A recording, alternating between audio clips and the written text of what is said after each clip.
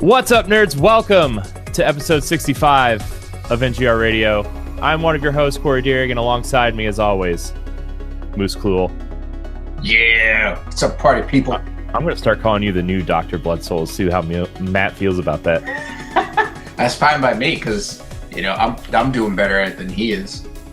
Yeah, well, you know, he just likes to jump into games. He's like, this is Matt when he jumps into my Bloodborne game. Stay back. I'm going to go run through and kill these guys. 5 seconds later. Oh, shit, I died. Yeah! Yes! Thank you. That was my entire platinum run with him. And, like, oh my God, like 3 weeks into it, I'm like, dude, I can handle this. Like I can handle this. He's like treating me with kid gloves. And eventually I'm like, fuck you, dude. We're just doing stuff. Like, I'm going and I'm running. So, oh man, I can't wait till he hears that part of it. Yeah, I mean, I love him to death, but he babies people he helps in that game.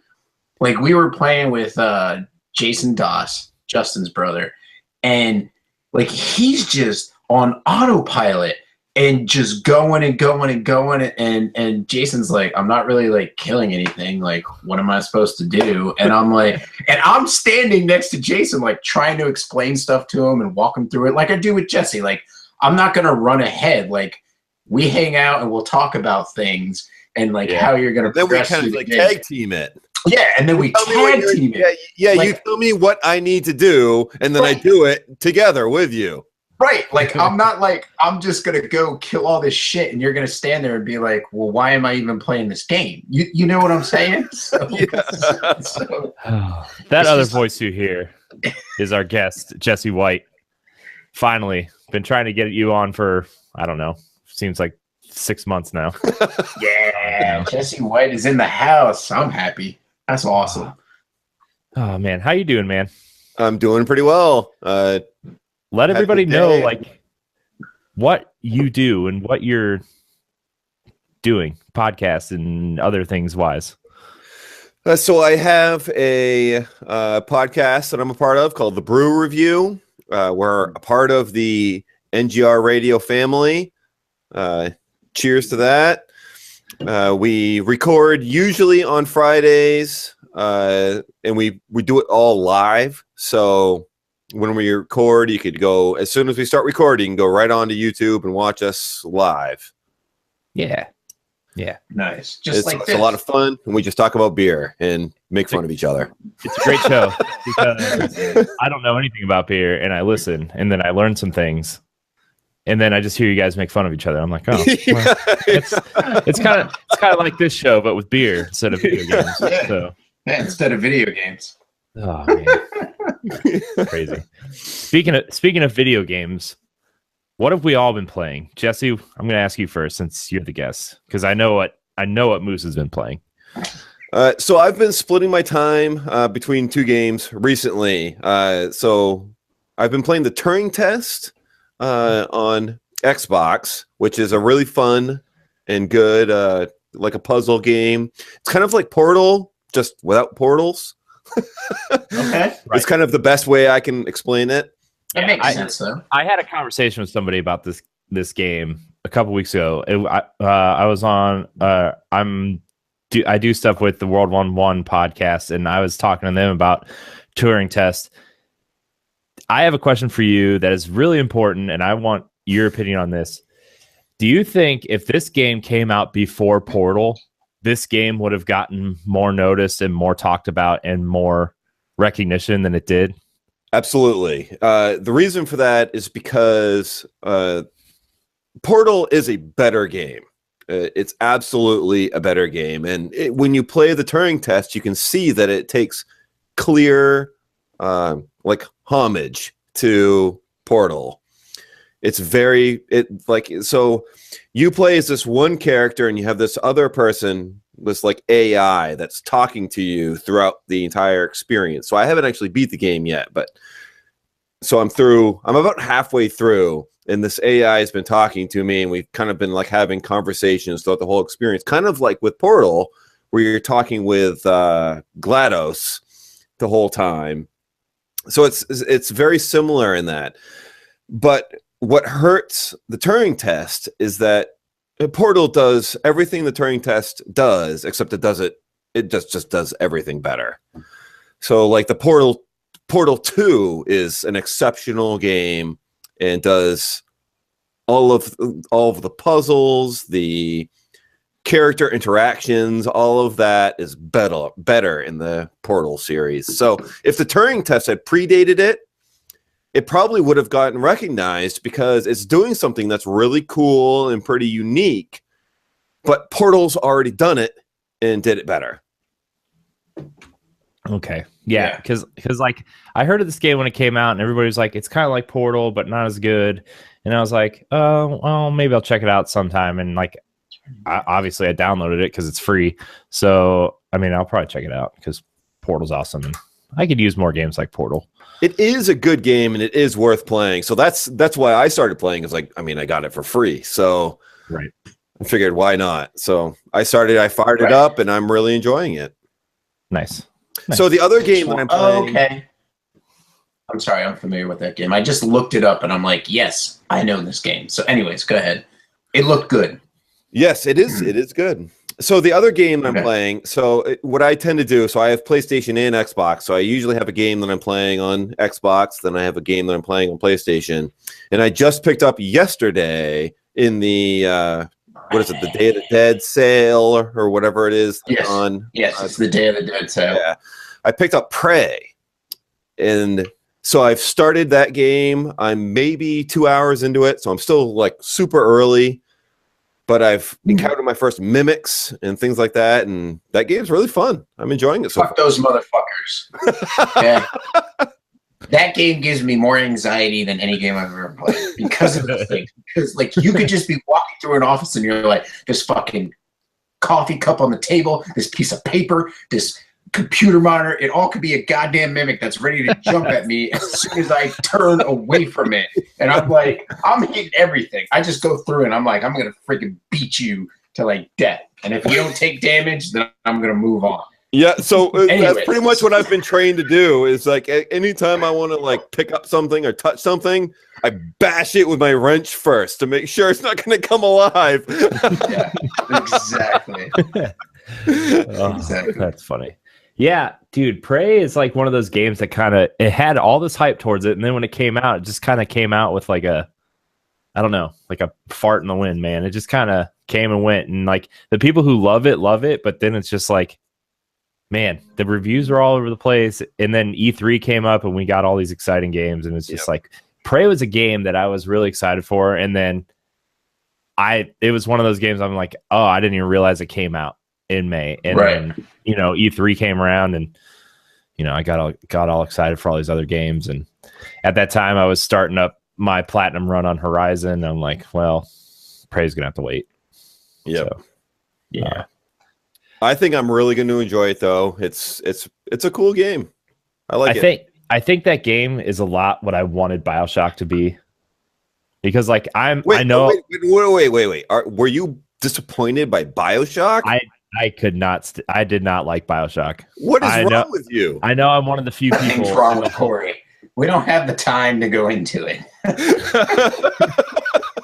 It's true. That's why. It's like an hour podcast. Because I'm like a 13, 14-hour podcast of what's wrong with me. It's like one word, Bloodborne. There you go. Don't worry, I'll start a daily vlog on what's wrong with me, and it'll be just like 20 minutes of people saying, "Oh, here's a list of things." Are you gonna let your wife edit it? Yeah.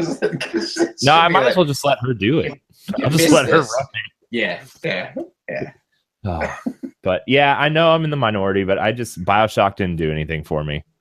What about BioShock Infinite? It had a different kind of feel. I didn't even play BioShock Infinite.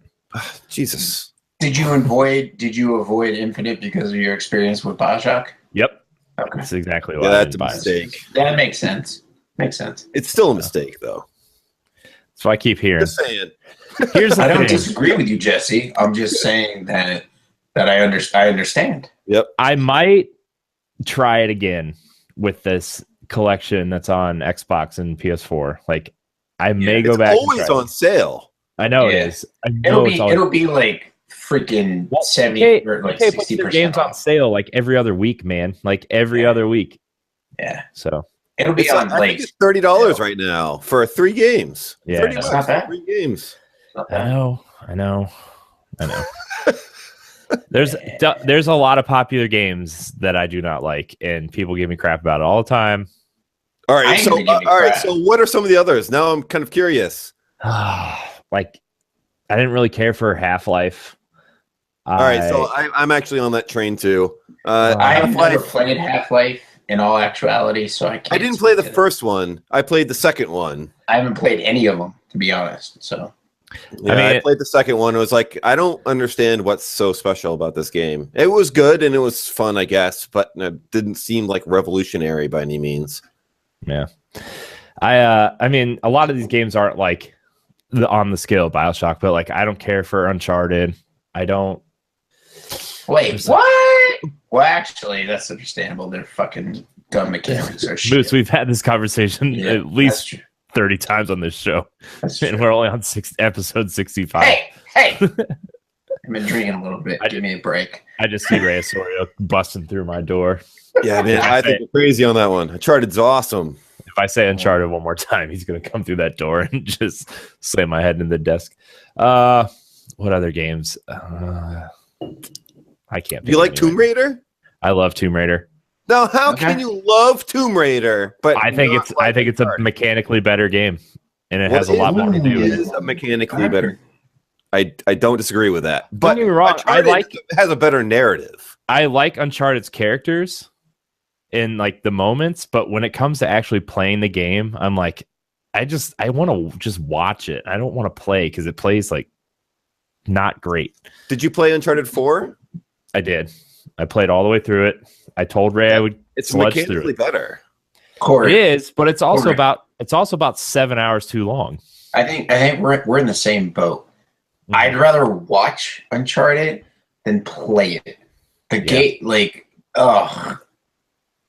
Anyways, yeah. The other game. I could launch into like a long discussion on why the fucking game mechanics are shit, but I'm not gonna do it. Anyways. Okay, so the other big one for me is Final Fantasy VII. I'm on that boat too. Yeah. Yeah, okay. So it seems like more and more that people are starting to realize that Final Fantasy VII isn't amazing. I will say that when Final Fantasy VII released, it was pretty That's true. But I also didn't play Final Fantasy VII until after 10 came out. Because Final Fantasy IX was my first Final Fantasy that I ever played. Yeah. Wow. And then I played 10, and then I went back and played 8 and 7. And like for me, like 9 is the way superior game. So, and I finally started to play Final Fantasy 3/6 on the Super Nintendo. So we'll see how that goes. But yeah. What other games? There was one other one that was like pretty popular that I just didn't care for, but that's okay. We'll figure it out later. Moose, what have you been playing? Bloodborne. Just Bloodborne. It's bad. My 47th character. We played a bit of that yesterday. We were playing yesterday. So this is what I'm talking about. So there's parts in Bloodborne where to summon somebody else into, you have to play by yourself. And so there's a part to get into the upper cathedral to fight the daughter of Abretus and the the beings. And so there's 2 bosses, and they're like back to back. Like you fight one boss, you walk 10 feet, you can summon somebody, and you can fight the next boss and destroy him in 10 seconds. So Jesse messaged me yesterday, and he's like, "Hey, do you want to play some Bloodborne?" And I'm like, "Well, I'm having dinner and beers with my wife, but I will be on when I get home." So I got home, and he's like, "Yeah." He's like, "Well," he's like, "I'll have to pass. Like, I'll hang out some other time." And I was like, "I'm on if you want to play." And he's like, "Yeah, let's do it." So he had to do the run from the cathedral to the upper cathedral ward to get the lamp lit so that he could summon me. Like, he can't summon me in the Cathedral Ward because he's already killed Vicar Amelia. So people who aren't familiar with Dark Souls games or Bloodborne games, once you kill a boss in that area, you can no longer summon someone there. So you have to move to the next land. He died, 4 or 5 times, Jesse? But and all I'm doing... all on that one part, though. Yes, I wanted to launch my controller through the goddamn TV. And I thought he was never going to play again. I was like, he's gonna hate this. He hates me for saying I'll have a play, but he got through it and we cleared out a bit of the Upper Cathedral Ward. And he's like, I got to record, and I'm like, that's fine. We've got a boss. We've unlocked everything. We could go do both bosses in like a half hour and move on to the next thing. But so I've been playing Bloodborne. I'm on my main character. I'm on New Game Plus. And so I've just been cleaning up stuff today. And then Matthew and I he started a new character, and I had a character that I started but haven't played in a while. So they were on par. And so I've been playing that character to kind of stay on par with him, so that when we can play again, I can just be like, hey, let's go do this boss. Let's go do this boss. But I've been playing that. Destiny every once in a while, but that's pretty much it, because I've been working a lot of overtime with my new job, so that's pretty much what I've been doing. Nice. So yeah, I thought of the other games I don't really care for: Skyrim and Fallout. Just can't. I will fucking kill you over Skyrim. That's it. We're done. This relationship is over. I'm out of this podcast family. I promised my friend Brian that I would try it again one more time on Switch. I said I'll try it one more time. Oh, no. See, I can't. I don't know what it is. So what Fallouts have you played? Only 4, or have you played some of the other ones? I played a little bit of 3, and I finished New Vegas. I can't get into the Fallout series. I played 3 hours of Fallout 4, and I got stuck in this room because the door wouldn't open. And I tried, and the autosave was right when I entered the house. So I'm like, you know what? I'm done. I can't play the first 3 or 4 hours of this again. I can't do it. These Bethesda games are too janky. Yeah, so Fallout is a series for me where I came into the series on 3, and that game blew my mind. It was amazing. Then I played New Vegas and was like, this is more Fallout 3, and that's awesome. But then I played Fallout 4. I was like, oh my God, this game is not good. It's just not good. Yeah. And I went into Fallout 4. I had bought it day 1. I bought the season pass day 1. Like, I bought everything. I was all in on that game, all in. Yeah. And I've paid maybe 20 hours, and it's like, I never want to play this game again. Yeah. It's rough. I can't get into the Fallout games. So I love the previous. Well, everybody's either like an Elder Scrolls / Skyrim person or a Fallout person. Like, I know essentially they're kind of like the same games, just in different settings, but like, you either like the post-apocalyptic thing that Fallout has going on, or you like the fantasy stuff. Yeah, so I like Elder Scrolls more. I definitely. We're in the same boat. Yeah. I tried. So I missed Fallout 3. And so I pre-ordered like the deluxe edition of Fallout New Vegas, and then it had so many problems on the 360 that I just stepped away from it, and I just never got back to it after the patches were implemented to like make it better. So I've tried Fallout over and over again. I bought Fallout 4. I've tried Fallout 4, and I just can't. I can't play it. I don't know what the heck it is, and so because that was even part of the book club that we were doing for Fathers of the Grind like a while ago. Earlier in the year, Fallout 4 was one of the, and I'm like, I'm skipping this month because I'm not fucking playing that game. I like Skyrim. Obviously, I have a Skyrim tattoo, but Skyrim holds a special place in my heart because it helped me get through my divorce. But I had to do a second attempt at Skyrim. Like, I played it at first, and I feel like it's almost like a Dark Souls Bloodborne game where like you don't know how to really play the game. And so when me and my wife were separated, my ex-wife, she moved out, and an old high school buddy of mine moved in, and he had been playing Skyrim for like God knows how long. He's been playing on 360. He bought it. He bought it on the PC and was playing on the PC. And he sat down with me, and he's like, "Do this." He's like, "This is like when you go into a dungeon. This is how you should execute your go through of the dungeon," and helped me become more efficient at the game. And then it just clicked with me. It was like just a light that turned on, and I played that game non-stop from 2012 to 2014, 2015. I played it non-stop. I played it through 4 times. I built a character 4 different times and played through it 4 times. That's how much I love that game. Did you play the previous titles in the series? No. So I bought. So like, what was on the 360 before that? Morrowind or Oblivion? Oblivion. So I bought Oblivion. My problem, Jesse, with Oblivion was I played Skyrim and I tried to go back to it. It's hard. It's hard. Yes. My problem was, okay, you're over encumbered. At least in Skyrim, you could still move, but in Oblivion, you can't walk. You can't walk at all. And I was like, "Fuck this! Like, I'm out of here. I'm going back to Skyrim." You know what I mean? So when I get my PC, I want to build my PC and play Oblivion with like Skyrim's visuals and actually play the game. I want to experience all of the Elder Scrolls games. It's just getting to the point where I can buy early ones, like 1 and 2 are really rough at this point. Oh yeah, I've watched videos, man. They're horrible.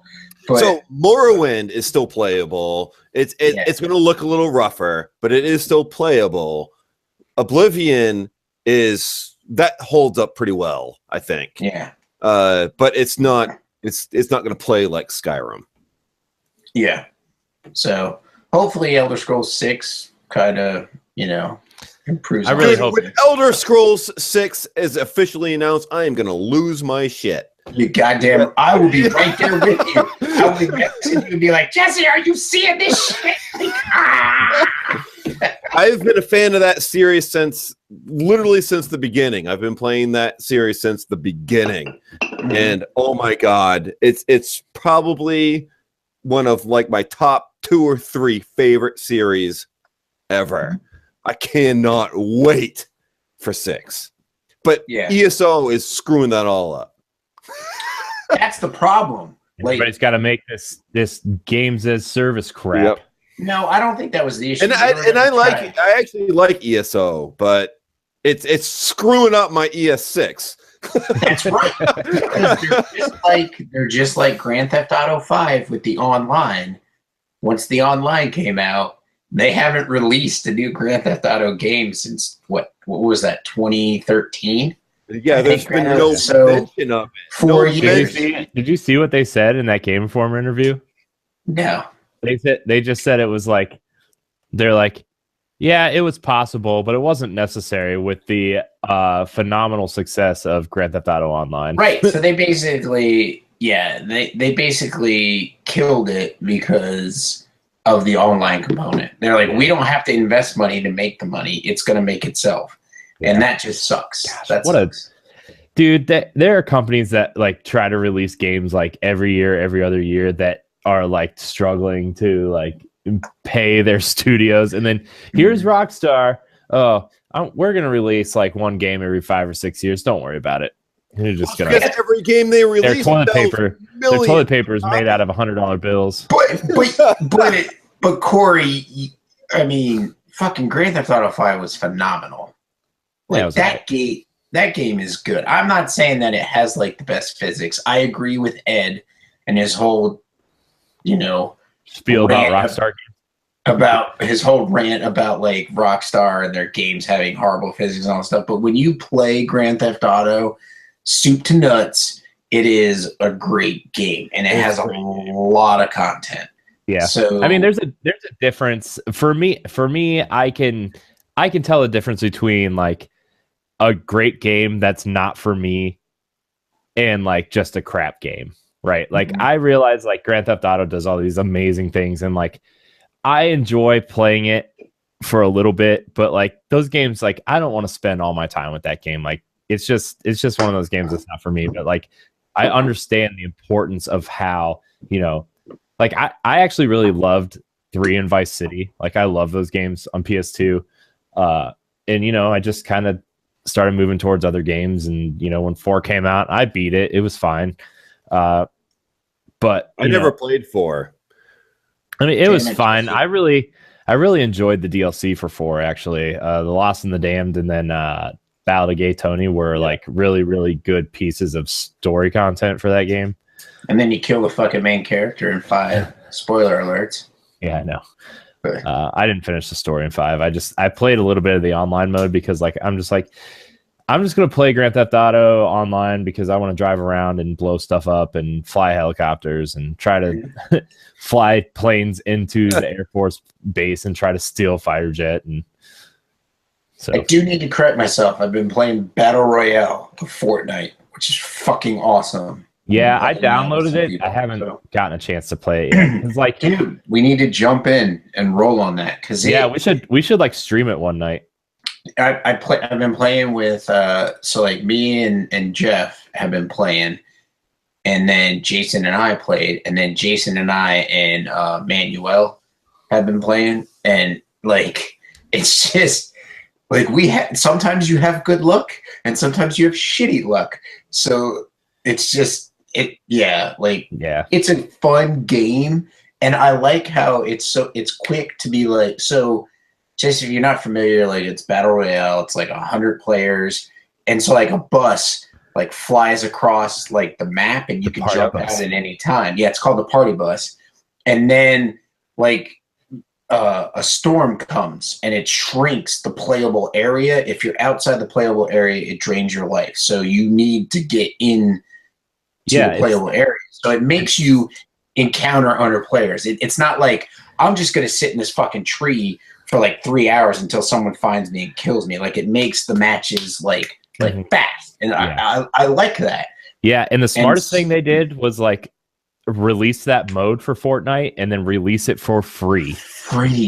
Because you know what it does? It makes me look at the Fortnite game and go, these mechanics are cool. I might actually play the actual Fortnite game when it releases. Plus they benefit from like being like the same type of game as PUBG, but it's also on console. Yeah.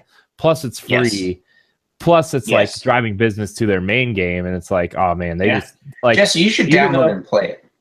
Even though that was like, say whatever you want, that might have been like a shitty thing to do or whatever, but like, man, that was a smart move on their part, because everybody, at least everybody that I know is playing it, like people that were looking forward to like Call of Duty and stuff, they're just like, nah, I just downloaded Fortnite. It's pretty good. Yeah. And then like Fortnite is great. And then I have to ask. I haven't tried the Battle Royale section of it, but you're actually playing the. So you're playing the PvE. You're playing part. Yeah, you're actually playing Fortnite. Yeah, right. Yeah. So you bought a founders pack to play Fortnite? Yes, yeah. I bought the what is it, the $40 pack, which is just like the starter pack. Right. And I have that. I bought that, and Noah and I play it occasionally together. Oh, and you guys would love playing the Battle Royale. Man. So Noah, my son Noah has played the Battle Royale. He loves it. It's amazing. And I have not tried it yet, and I want to. I want to get into it, but I just haven't yet. So where I was going with that was it's 100 people. So you just watch the number tick down. It's under your map, and it starts at like 100. And what's funny is like before you even jump out of the bus, it could be like 91, 89, whatever. And then it just dwindles. And I'll be honest, I'm not the best player. Jeff might say the same thing. Jason will say the same thing. But of each of themselves. But we'll at least be in the top 50 players. Like there will be less than 50 players left when we get killed.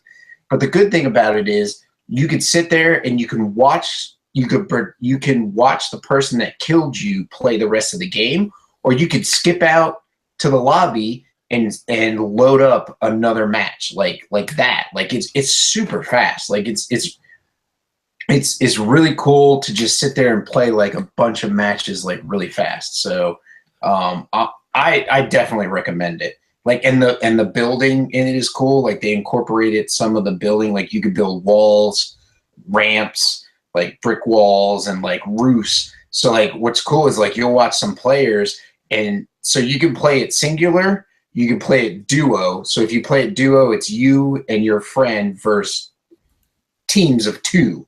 And then there's squad, which is groups of 4. And then if you only have 3 people, it'll auto fill the last slot. But like there's people, they'll build ramps and they'll build brick walls around like their little fortress, and they'll just like walk up to the top of the stairs and like snipe people and stuff. It's so freaking cool. Like sometimes I'll just be sitting there, I'll be dead in the first like 5 minutes, and I'll spend like 30 minutes watching the rest of the match, like the person that killed me like play the rest of the round because they're so good. So, but yeah, I highly recommend checking out the game because it's free. Like it's free on Xbox and PlayStation 4. Yep. So check it out, guys. Nice. Nice. Well, I guess it's my turn now. Yeah, what have you been playing? We're finally getting to that. I know. Yes, right? Yes. To the hostess with the mostest. Well, before I get to the main game that I've been playing, I've been trying to finish Wolfenstein New Order, and then I want to play the Old Blood because like Wolfenstein 2 looks incredible. And the Old Blood out. I've been so disappointed with the Old Blood. Do you think I could like skip it and just be like, whatever? Well, so I haven't beat the Old Blood. I'm so frustrated with it. But I played the New Order and was like, this game is amazing. Why are you frustrated? This game. Why are you frustrated with the? Because it's so focused on stealth. Why the hell I'm playing Wolfenstein? I want to shoot Nazis in the face. I don't want to like I don't want to like stealth around. I just want to point my gun at them and shoot them. Yeah. It's so so that's been frustrating because I played the New Order, and the New Order kind of starts out that way, like when you're first playing the first, like, what is it, like hour or so? It's kind of slow. Like, and I've gotten to, like, I just started playing it like 2 nights ago, and I got through that first section where you like the plane section, and then your plane crashes, and you've got to like swim to the next cargo plane and kind of stealth around the dogs because you don't have really the right weaponry to fight them until you get to the turret thing. And so like I've made my way through that part, and there's a lot of like sneaking around and making sure they can't catch you. And then if they do find you, you better either shoot them or you run away, which I chose the latter. And well, whatever. I'm really thinking about just bumping the difficulty down and just running through and just trying to get the story. Get the story so you can jump. But like so far I'm really enjoying that. It's definitely it like after playing Doom, like going back to Wolfenstein, Doom really is so good. Oh, man. Doom is so good. Doom, don't even get me started. That game is amazing. I know. I love Doom. I love Doom so much. It is so good. I'm gonna double dip. Everything about that game is amazing. Yeah, Doom is just, oh my gosh. I love every time you pick up one of the bobbleheads too. He does something different with it. So cool. I love Doom so much. I'm double dipping. I'm getting it on Switch when it comes out just to have it portably, you know. I absolutely would too. I'm curious. I will be very curious to hear how it runs on Switch. Like I've heard from people that it's supposed to be doing okay. Yeah, I'll be curious once it's actually live and people are playing it. Everything how it actually feels and plays. Everything I've heard from people is like it runs at 720p 30 docked, but you still get that sense of speed, that sense of like fast-paced action. That's the thing. Is like if it performs at that and it can still give you the sense of speed, it's good. So like I'm really looking forward to replaying that. But Wolfenstein is kind of giving me that same kind of feeling where like you're just kind of running through, mowing guys down, and I love like the direction they're taking Wolfenstein. you know, because like it's always been kind of silly, you know. Wolfenstein is kind of like, oh, it's kind of like Doom, but instead of fighting demons, you're fighting Nazis and whatever. But then like even with the 2009 game that Raven did, like that the direction they're taking it is like it's self-aware enough to make it kind of, I don't want to say lighthearted, but you know, kind of lighthearted in what it's doing. But at the same time, it's trying to tell this really cool story, and you're seeing BJ kind of, you know, fight inner demons, and you know, trying to figure out if like his body's going to survive all this. After, even if he survives, is his body going to survive because he's been through so much? It's really cool. I'm really digging Wolfenstein the second time around. What else have I been playing? Destiny, but like I've kind of shelved Destiny because I've literally done everything. I want to move on. I need to move on, you know. It's, you know, if my friends want to raid or whatever, I'll hop on. But like I have 2 max light characters. I don't care about my third character because it's just I literally leveled up a third character for the trophy. And I'm really thinking about just deleting it. Really? Yeah. I just don't care about the hunter, man. I don't care about the hunter.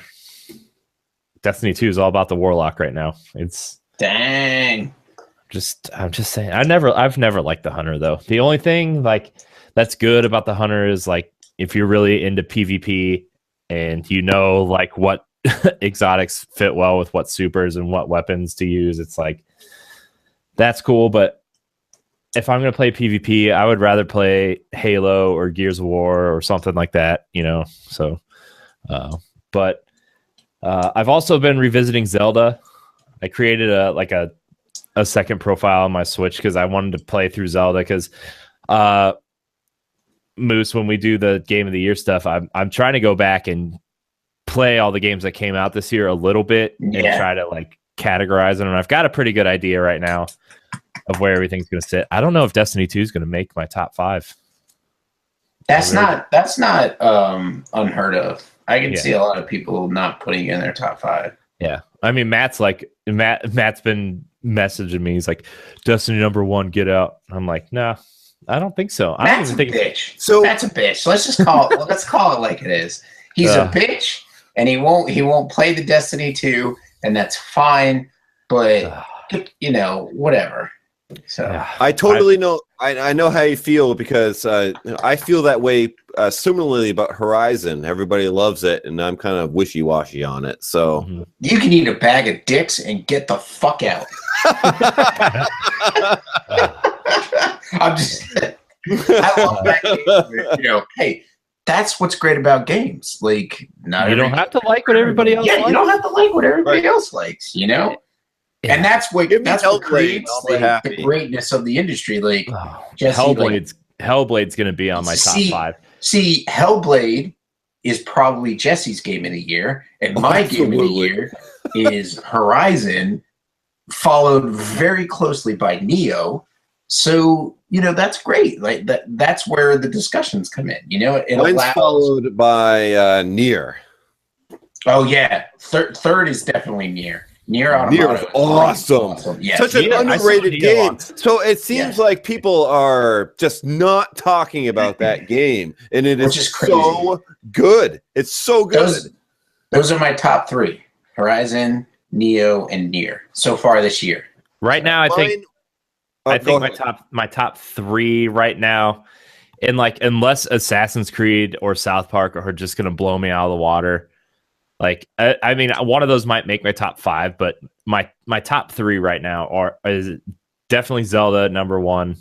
Just going back and playing, I played the first 2 or 3 hours again of Zelda, and just walking off and not knowing where you're going and not knowing if the enemies are going to be stronger than you, or you know, should I run from this enemy? Can I fight him with a stick?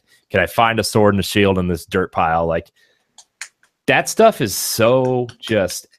Everything in Zelda is placed in the world for a reason.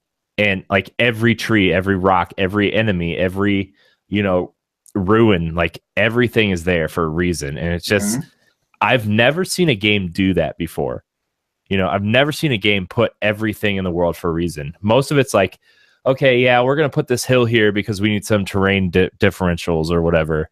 Where like you go in Zelda and you go to the top of a hill and you see a circle of rocks, but you notice one of the rocks is missing. So you go find a rock and you put the rock in the place where it goes, and you get a Korok seed. You get you unlock a shrine. You find a cool weapon. Like, it's.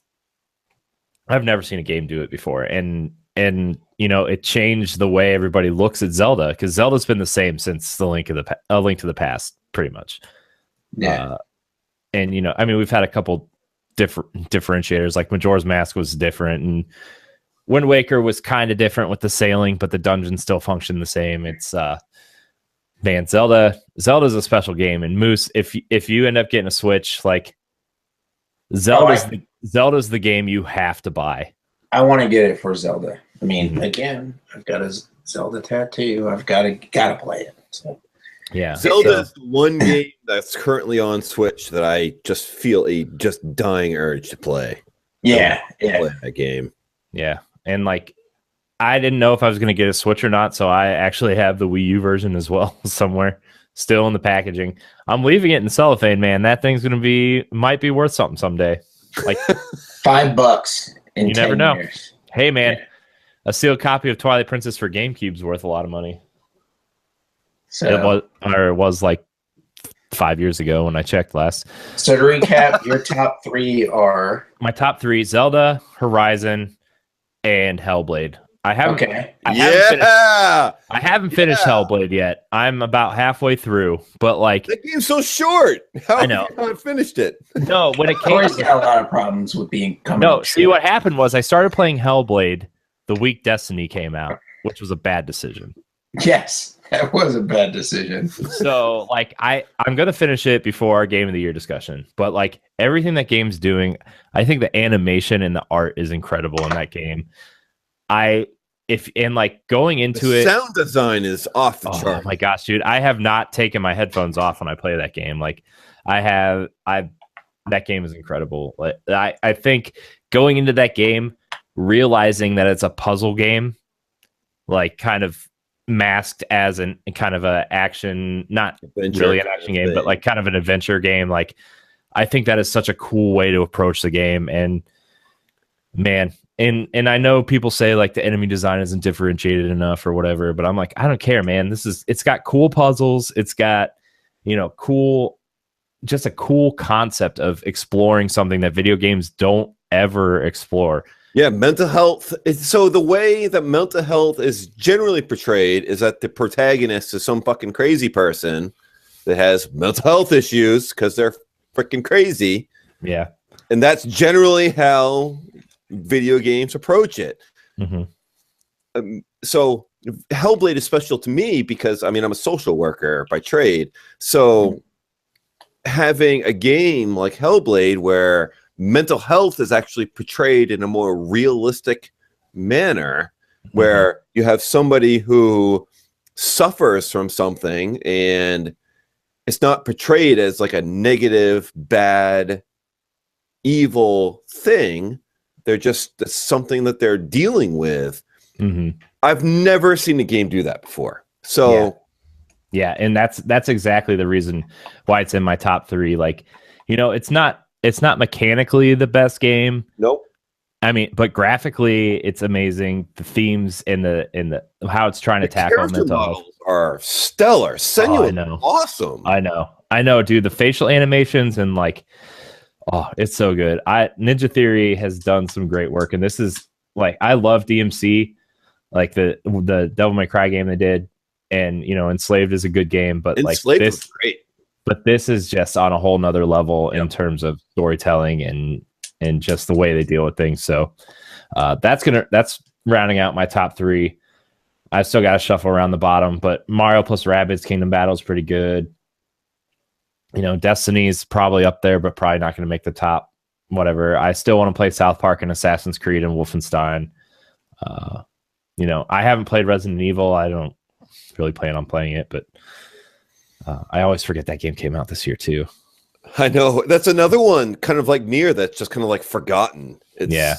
I ain't going to touch it with a 10-foot pole, but I support anybody that loves it. What else came out this year? Like Mass Effect was okay. Not going to make my top 10.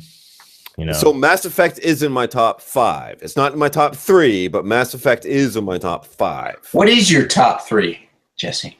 All right. So as of today, my top 3, number 1 is Hellblade by like miles and miles and miles. And then number 2 is Nier. And then number 3 would be Uncharted. 4 or Lost Legacy? Lost Legacy. Okay. Right. Yeah. 4 was last year. Never mind. Yeah. That was a stupid question. But the final game that I've been playing, which would probably make my top 5. I don't know. ARMS. Yeah, dude, ARMS is awesome. Don't sleep on ARMS, man. ARMS is cool. Not my top 10, but it's a cool game. Right. My wife plays it with me, so that's why it's cool. That's the only reason it's cool. Let's be honest. Yeah. Okay, and by she plays it with me, she tried it once. Not even like a weekly thing. It's just you try that once. My wife played it with me, so it's good. Yeah. But the last game is Mario Odyssey. I don't know how I feel about it yet. Like I think it's an amazing game. Like it does what Zelda does, as like what Zelda did in reinventing what the franchise is. Mm-hmm. Mario Odyssey definitely like doubles down on what Mario is, right? It goes in, you go to these different lands, you go to find stuff, and there is so much to do in this game that it's almost overwhelming. Like I think I've played about 5 hours, 6 hours.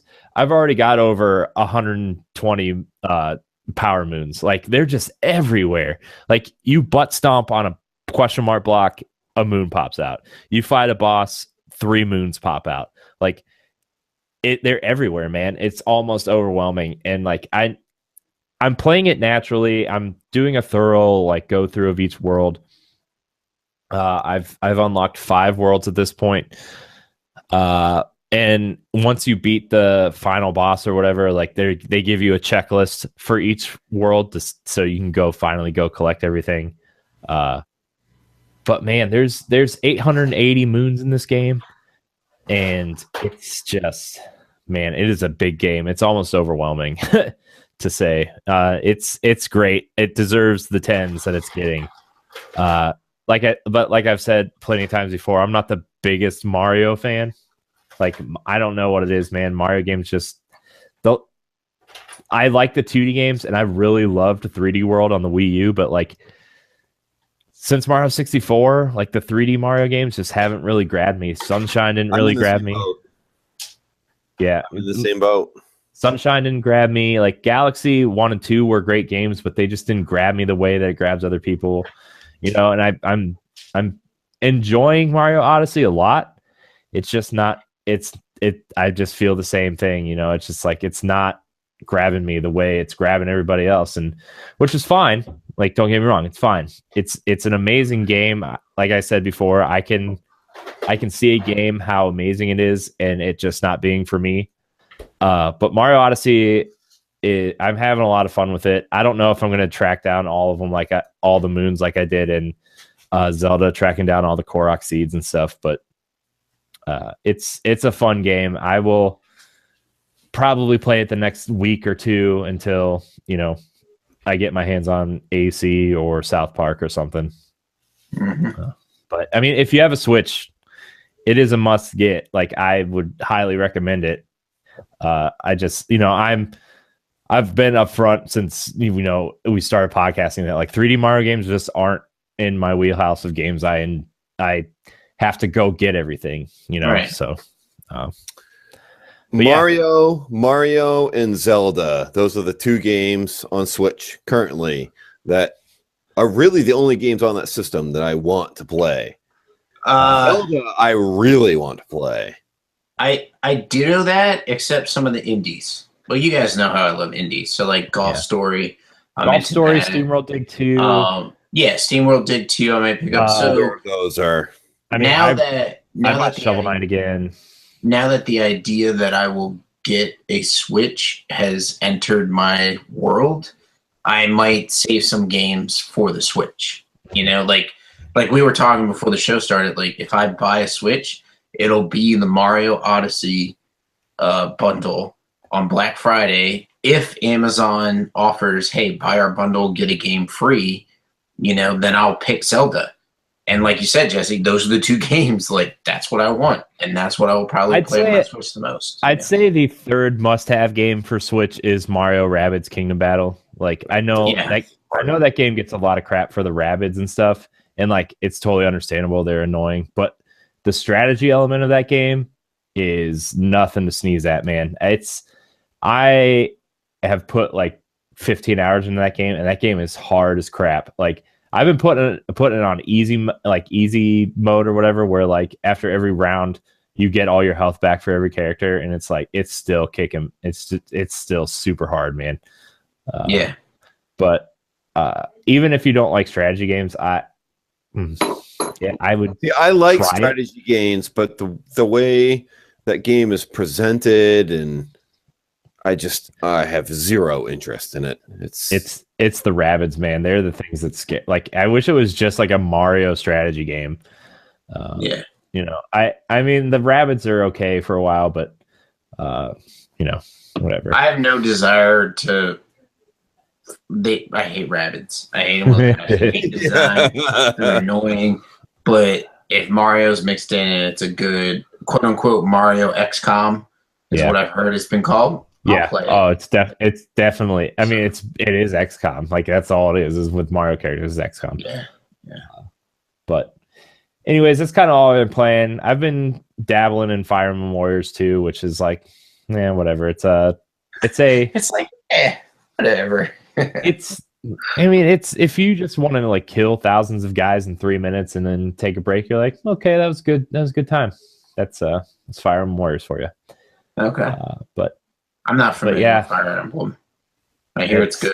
I should play it. Xenoblade Chronicles. Yeah, Xenoblade Chronicles 2. In December, that game looks awesome. Oh, it's gonna be, oh my gosh, dude. I already pre-ordered the collector's edition from Amazon, and that stupid pink and green controller, man. It's gonna be awesome. You just like letting people take your money, don't you? No, actually. I don't know if you heard this. I don't know if I told this story on here, but there's two employees at the local GameStop that I can't stand dealing with because, for lack of better terms, they're dicks.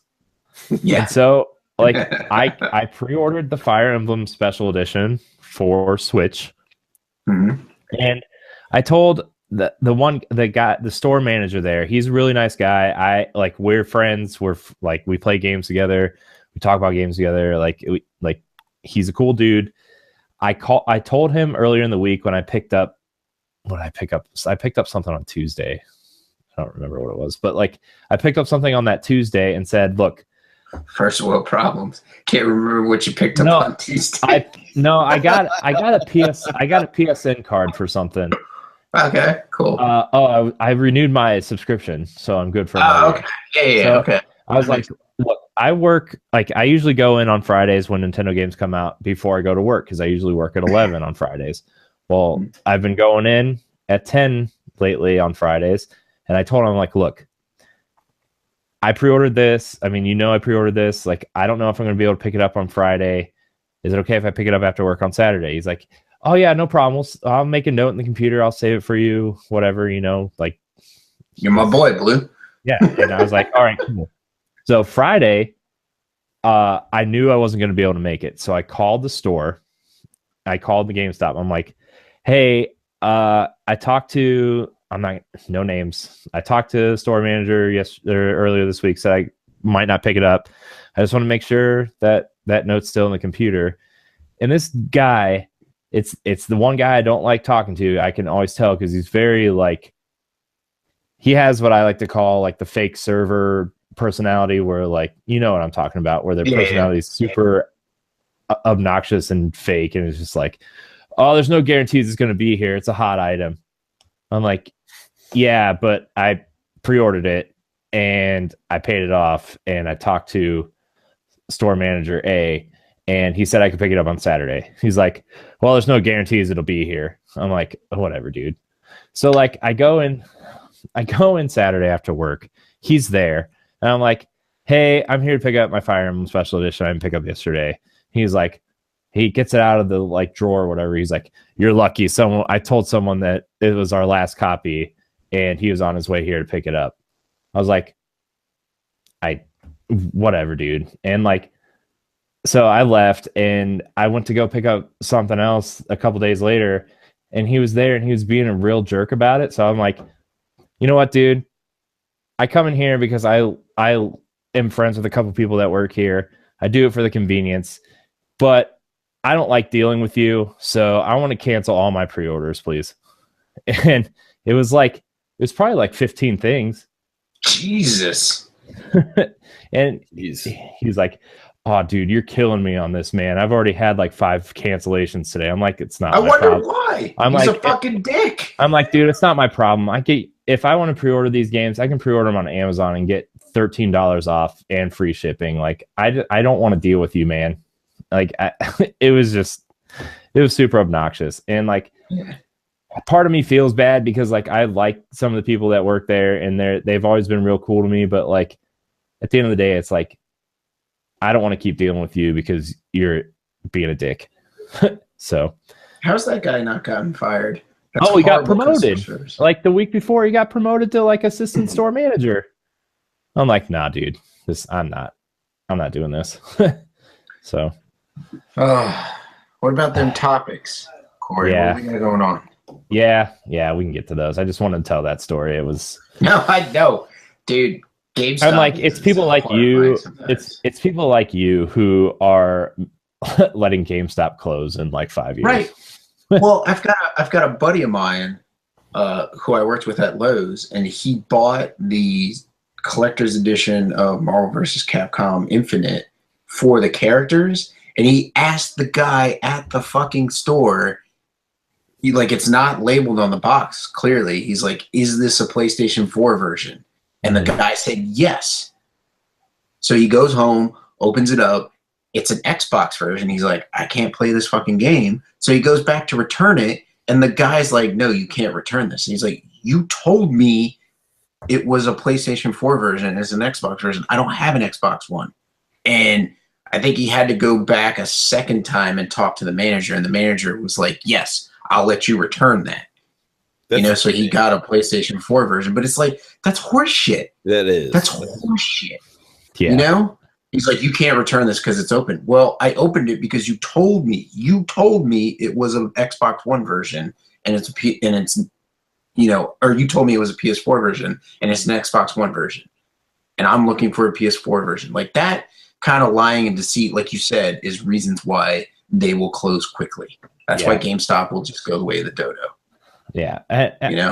Yeah. I just, I don't like dealing with people anyway. I just like, Amazon's just like people. No, I honestly, like, I do. I hate going to places where they're always like, hey, do you need help? Do you want this? Blah, blah, blah. That's why I don't go to Best Buy anymore. Cause like I go in to look at the TVs. Like, I clearly know what I want.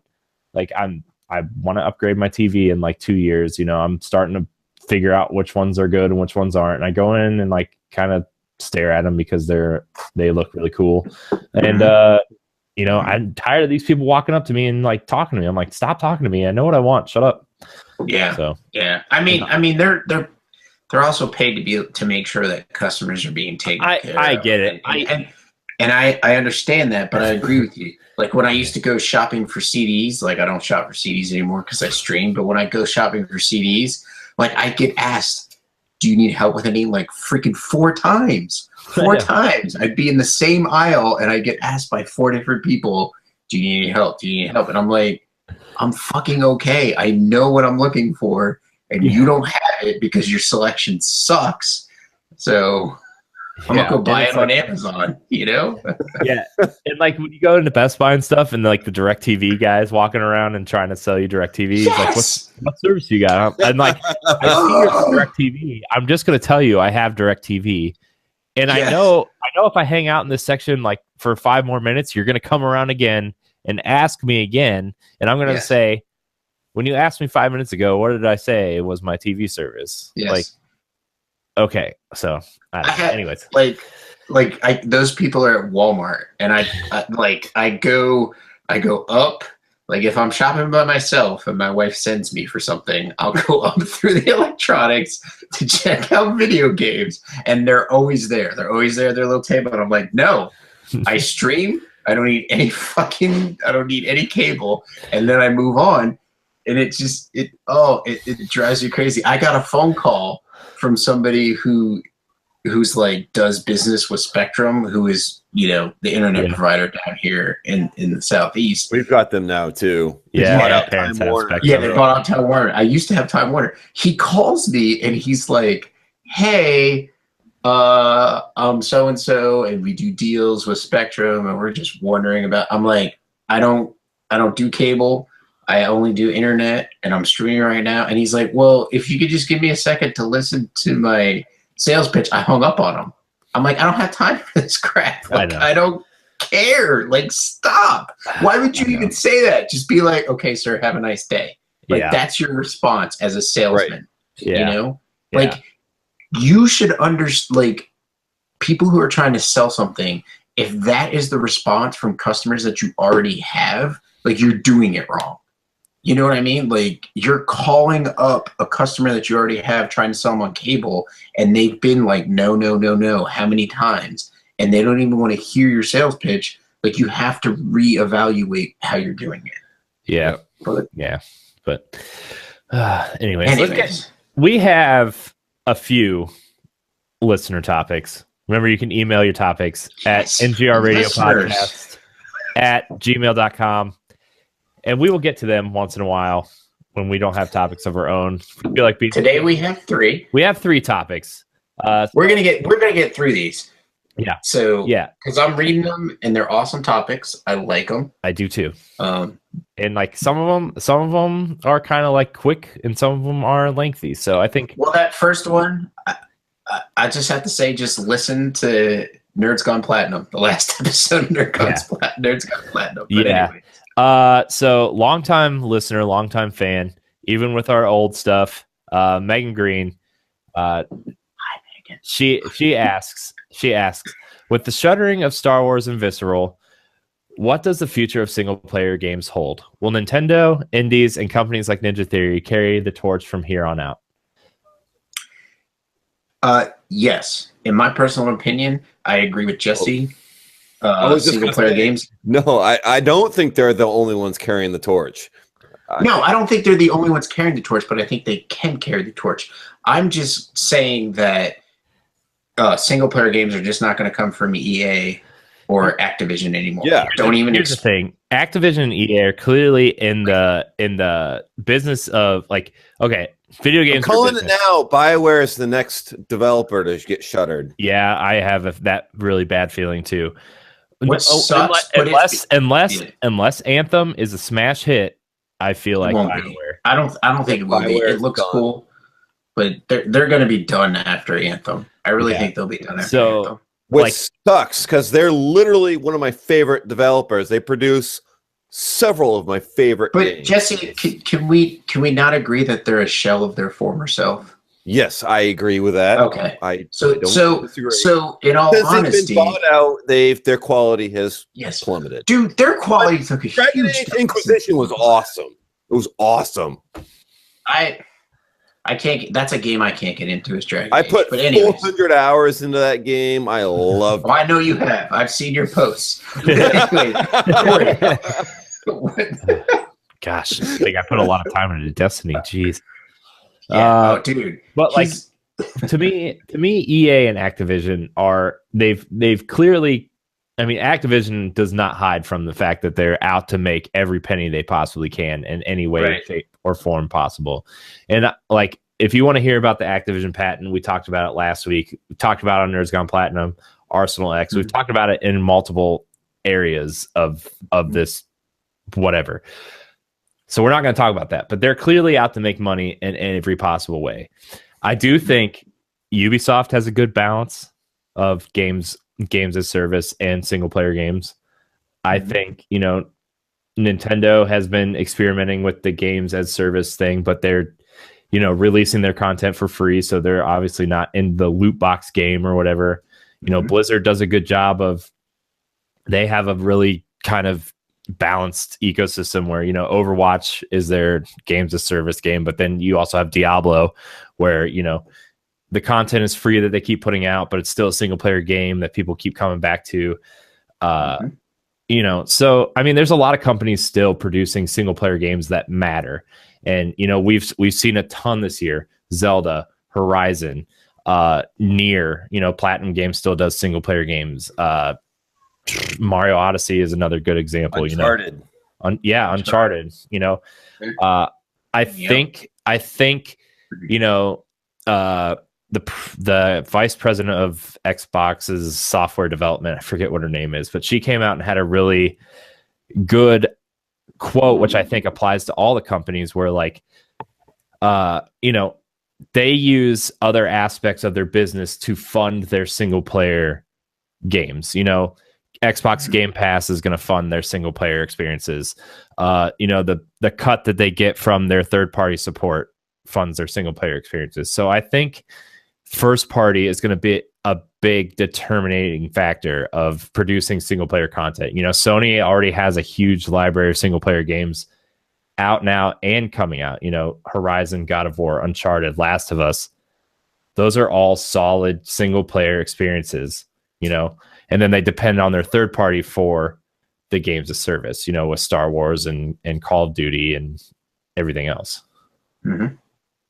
So, I mean, that's my take on it. I don't think single player games are going away anytime soon. Oh no, they're not. You just have companies that love money, like killing off their single player stuff. So indies like Nintendo will keep producing single player games. Indies will keep stepping it up, because I think indies are totally filling the gap that like THQ.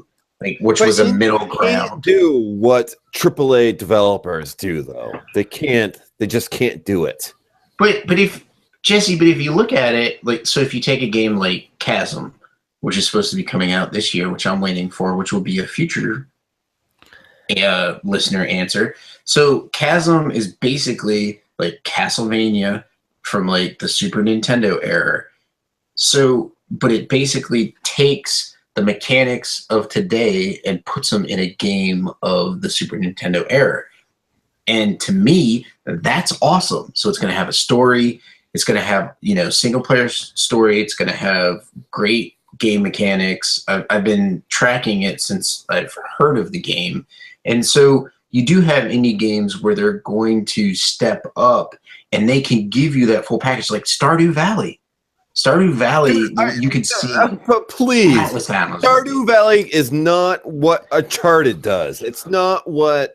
I'm not saying. But that's my point. Is that and I agree with your point. I'm not saying that they have to do what AAA does, but I'm saying it gives you a single player experience. Yeah, a game that does it well, and I know every game can't do this because not every game is this game, but Hitman did both, where it was a games as service and a single player experience, and they're coming out with the Game of the Year edition, I think, later this year. And then it allows you the first episode of season 2, I think.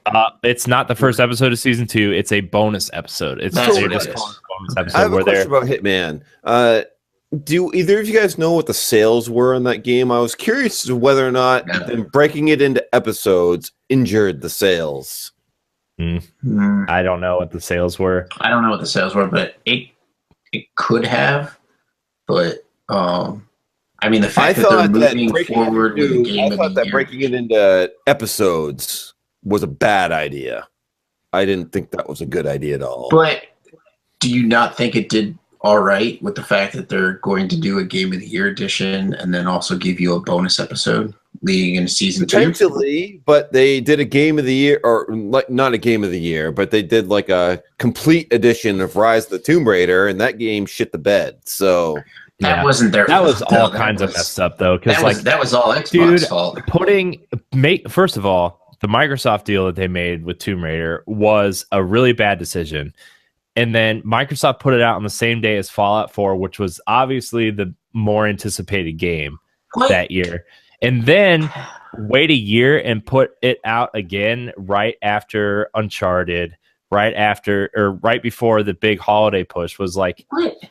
My point is that just because a game is coming out with a complete edition doesn't necessarily mean that the sales were stellar. No, that's true. That's right. a good point. You have a good point, Jesse, and I agree with that. I think that, you know, since it obviously didn't meet Square's expectations because they got rid of the studio, and they put the series is probably on hold for a while. No, they said they're working on more Hitman. They said like. Well, no, I meant Tomb Raider. Oh yeah. I think whatever the next Tomb Raider. I think the next Tomb Raider game is far enough into development where they're gonna put it out. Well, but after that, I could see movie coming out. I was just going to say that, Jesse. I was just going to say they got a movie coming out, so the series has got to keep going. Well, plus like Crystal D and Montreal. Crystal D, bro. Montreal. Yeah. And what's it called? IDOS Montreal have Marvel money now because they're doing the Avengers and Guardians games, which is fucking ridiculous. Which means like we're not getting another Deus Ex game anytime soon. Which, you know, well, that series has been put on hold as well. Yeah, that's what I'm saying. You have you have on the flip side of Activision and EA, like closing studios or focusing on multiplayer, you do have these studios that are trying to do single player, and those series are going dormant. Like Mass Effect, to be honest, we'll probably never hear from that again. It'll be probably a cold day. Oh, we'll hear from it again, but it's going to be time. It's going to be a couple of years. Well, it's not coming back until EA loses the Star Wars license and to see if Anthem is good or not. Yes, if Anthem doesn't do as well, and if they lose the Star Wars license, then Mass Effect will come back. It's kind of weird because I thought, like, if they were going to transition a single player franchise into a games as service, why wouldn't you do it with a property like Mass Effect? You have your single player trilogy, right? Maybe if you want somebody to have that single player experience again, you give us the Mass Effect trilogy collection for PS4 and Xbox One, like everybody's been asking for, and then you make your games as service with the Mass Effect title, and then you would have, like, I guess Anthem now, but hypothetically, the Mass Effect games as service, Battlefront 2, which is another game as service, and then those games would provide you the money to do the single player Star Wars game that Visceral is making. Now, there's some things that came out that Visceral copy and paste Destiny. Yeah. Well, my problem with Anthem is, like, everybody like jizzed their fucking pants when they saw that trailer, but it's like y'all are forgetting that BioWare is a former shell of itself. It's not even like it just boggles my fucking mind. I'm like, get the fuck out of here. Ever since how many high-end graphics cards was that run? How many PCs and high-end graphics cards was that? Seriously, that's not going to run on current consoles. That's going to make it to PS5 and Xbox One X2. That's probably what they're going to call it because they're fucking retarded. They said it's coming next year. They swear it's coming next year. It's not coming next year, dude. It's not. If it does, that's going to bomb, and then BioWare will be dead. BioWare will be fucking dead. So I think BioWare is already doomed. Yeah, I think their first cry for help for BioWare was bringing Casey Hudson back. Like, that was their cry for help and saying, look, BioWare needs help, and they need somebody who knows the studio inside and out to try to save it. Yeah. Hey, just make me Knights of the Old Republic 3. I'll buy it. I don't care. I don't know why they're not doing that. No kidding. Why is that game not being made? It would sell so many copies. I mean, come on. Who cares if it's bad? Like, the first one was amazing and now backwards compatible, which, by the way, way to celebrate the launch of a new console is by adding original Xbox support to the Forza. Hey, when you buy that new console, you can play some fucking Forza. Yeah. It's such a joke, man. Man, I made that joke in the chat. I know you did, but it's freaking ridiculous. Like, you're gonna launch a brand new console with, hey, we got original Xbox backward compatibility. Oh, and the only game that you can really play on our new system is Forza. I want to play on my Xbox One X. LAN party for Crimson Skies. Yeah, let's do that. I harp on Xbox a lot, but I like the Xbox. I think they have a ways to go to catch up to PlayStation right now. But like, they have a. I think 2018 might start finally turning the ship around. Now they keep killing IPs. I hate to say it, but Sea of Thieves will not be what people expect. Okay, here's my prediction. Sea of Thieves may not be.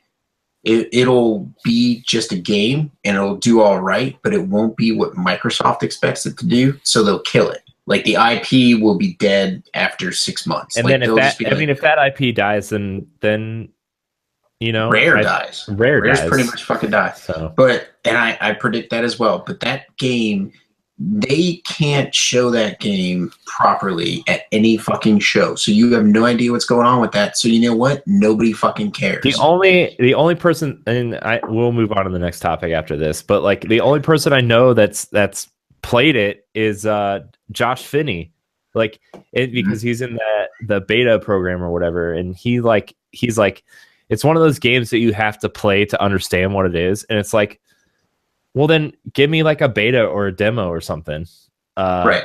Give me that beta on Xbox One X. If that's what you're trying to sell me next year, like give me that beta on the 7th. Be like, anybody who has access to an Xbox One X gets into the beta, or if you, I don't know, sign up online, you get to play it on S or X. You got to sell that game to someone. Yeah, it needs to be an open beta. It needs to be free. You need to let people try it to actually understand what the fuck that game is about. Because I watch the videos and I'm like, I don't want to, I could get fucking Minecraft to play this. I'll go play Terraria, a game I already fucking own, if I want to do something like this.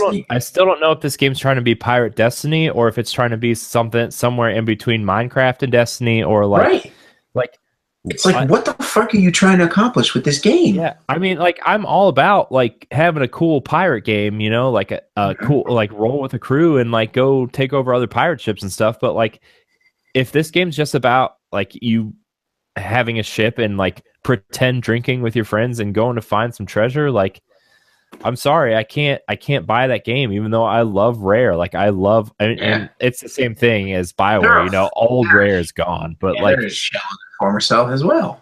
But I mean, it's because they were assigned to making Avatar clothes for 10 years. Right? No, I totally agree with you and totally understand it. It's just I've seen people be interested in Sea of Thieves, and I just don't understand it myself. Right, I agree with you. The gaming groups that we're in, people are like, "Oh, Sea of Thieves is going to be great," and I'm like, "Are you fucking kidding me?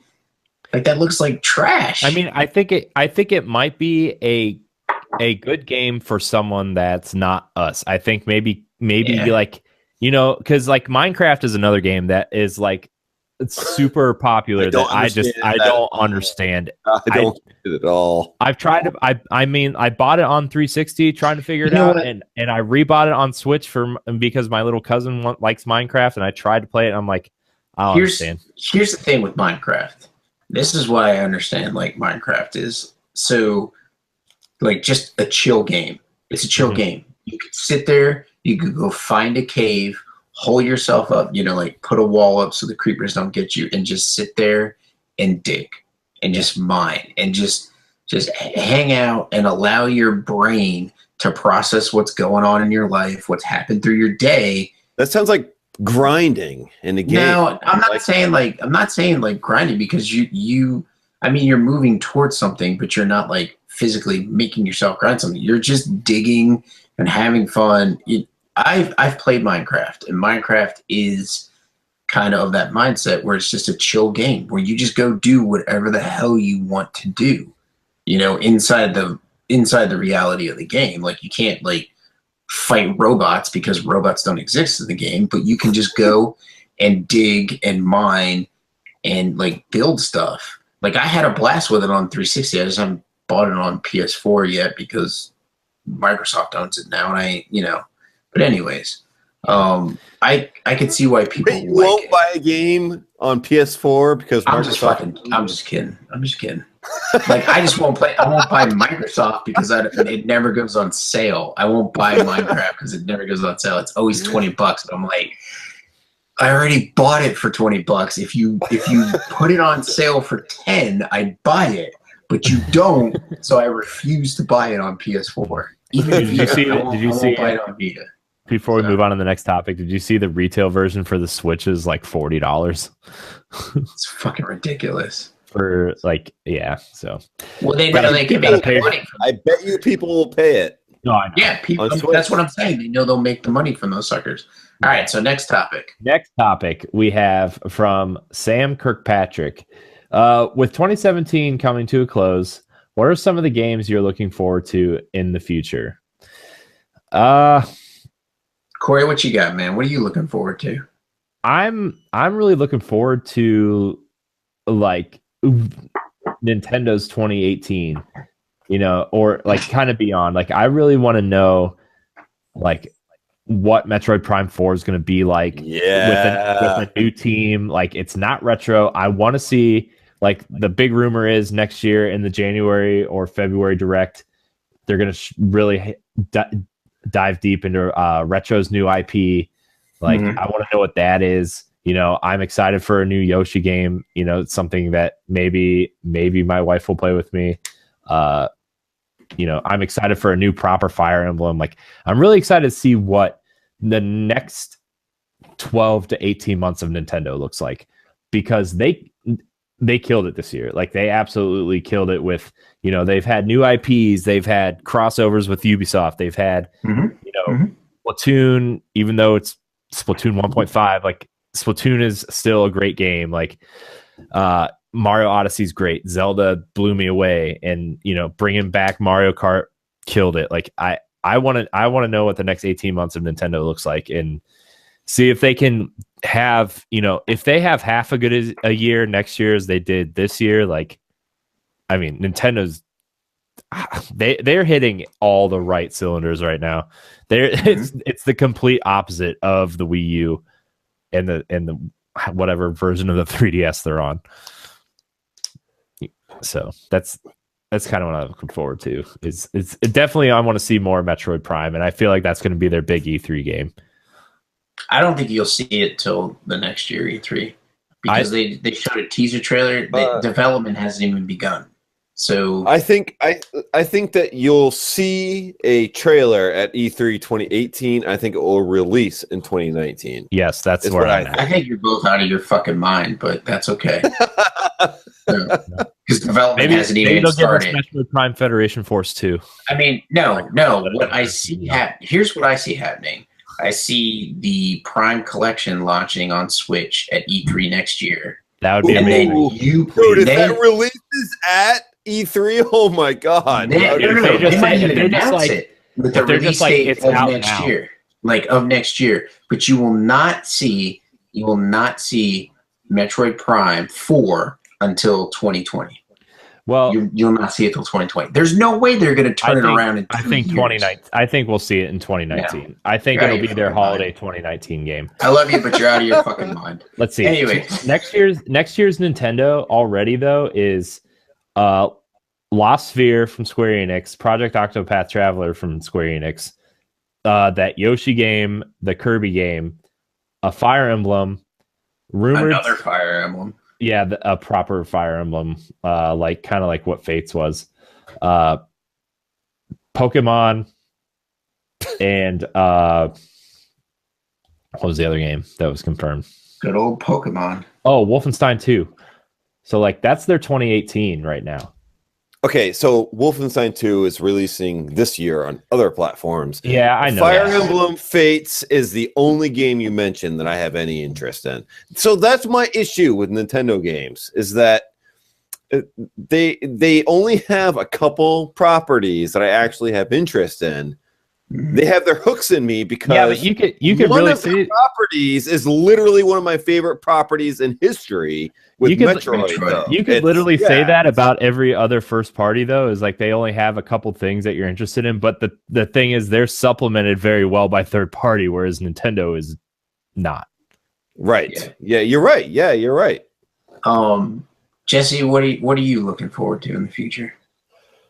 So I actually have a game from each platform that I'm looking forward to. One we've already covered, Metroid Prime 4. That's exceedingly high on my list of games I am looking forward to. In the way future. Way off future. Potentially. I expect it in 2 years.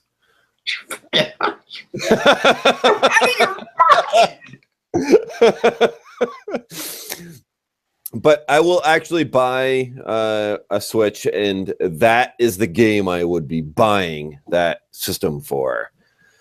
Right. For PlayStation, it is Detroit Become Human. That game looks awesome.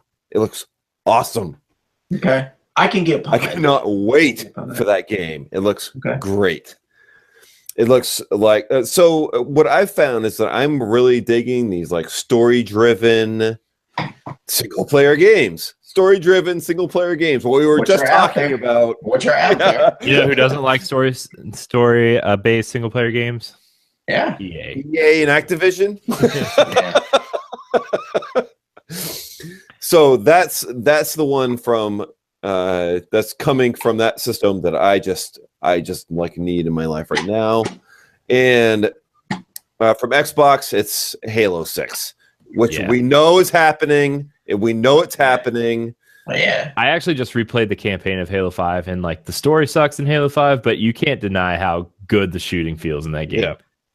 So that's what my comment is that I'm curious to see how they rebound from Halo 5, because honestly, Halo 5 is probably my least favorite of the entire series.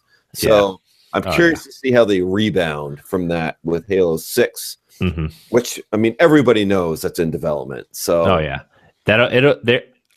think Microsoft learned from announcing Crackdown like 4 years ago. I think they want to do what Fallout 4 did, and like E3 we're announcing, showing trailer, it's out this holiday. I think that's what they want to do with Halo 6 and like their first parties moving forward. Speaking of PlayStation though, God of War looks really good. Does look good. I was kind of disappointed with Ascension. I mean, it wasn't bad, but it was just like God of War 3.5 whatever, it just kind of felt like more of the same. But I'm excited to see like how do they evolve Kratos as a character, because he's always just been this angry dude that just screams a lot. So yeah. So have both of you guys always been like God of War fans? I played God of War 1. I bought God of War 2. It just like that's where I kind of trailed off. God of War 2, because then I switched over to World of Warcraft. So I never finished 2, never finished 3, or played any of the PSP stuff. But I liked 1. I loved 1. Yep, me too. I loved what I played. So I am excited about the reboot. But what you were saying, I'm sorry. I bought God of War 1 kind of like not really knowing what it was. My friend had bought it, and I was like, oh man, this game looks kind of cool. And then it was on the cover of like, I don't know, PlayStation Magazine or EGM or Game Informer or something. So I was like, okay, well, this game must be pretty good because it's everywhere. So like I played it. I thought it was really good. I thought, because I had never really played a stylish action game like that before. Like I wasn't in a Devil May Cry. Bayonetta hadn't been out yet, obviously. And then when God of War 2 came out, man, it was between getting a PlayStation 3 and getting God of War 2. And I got God of War 2 instead, because I was like, this game is phenomenal. The way it opens up when you fight that giant Colossus, like the giant statue guy, like climbing through it and stuff. Oh my gosh, dude, that just blew me away. And the way it ends is like you're getting ready just to ascend Mount Olympus and just kill everybody else. It was awesome. And then I played 3. I really liked 3, but I think 2 is probably the pinnacle of the series for me. And then Ascension was like, well, I played the other ones and it looks cool, and I like God of War enough to where I would play a prequel. So I bought it and played through it. And like the problem with Ascension was like it didn't have the big moments that 2 and 3 had, where like, I've beaten gods and titans, and now I'm going after these like 3 witches that just kind of like play with my fate or whatever. No thanks. Like that just didn't do anything. Nah, I'm good. You know, and then they tried never that awful played multiplayer stuff. Man. Yeah. But yeah, I would say I'm not a huge God of War fan, but I like God of War a lot. It's probably one of my favorite PlayStation franchises. So Nice. But I'm also looking for, I mean, technically the future Horizon DLC in like 2 weeks.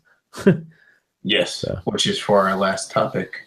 Yeah. But if I had to say what am I looking forward to, it'd have to be God of War and the Spider-Man game, which is out next year. But Spider-Man looks awesome. Yes, Spider-Man looks Spider-Man awesome. looks really good. So I'm kind of pumped for Insomniac Games to polish that and pro White Spider or anti-White Spider. I don't care. I just want to play Spider-Man. I don't care. Yeah, I'm in the same boat. I don't even know what that means. You're like, there's like this crazy white, debate. There's like this crazy debate that there's like too much white on the Spider-Man suit. Oh no! I love the Spider-Man suit. No. I thought it looked cool. I'm like, this is a cool looking Spider-Man. Yes. Like, looks fine to me. Plus, like 2 hours into the game, you're gonna unlock 45 different Spider-Man suits anyway. So like, does it really matter? So I'm going to throw a couple games out there for the listeners. Chasm, Metroidvania game, which is supposed to be coming out. It's already supposed to be out. That game's fucking awesome. It's launching soon. I have a feeling. So Paris Games, if anybody doesn't know, is coming up next week, Monday. Sony has updates on 21 of the games coming to their systems, and they're also announcing 7 new games for both, combined for either PlayStation VR or PlayStation 4. I'm thinking it's going to be like 5 games for 4 and 2 games for VR, at the most 4 for PS4 and 3 for PlayStation VR. So Chasm, hopefully hear an update about that. Death's Gambit, which is supposed to be like a 2D side-scrolling Dark Souls game, so that's going to be awesome. I'm also looking forward to...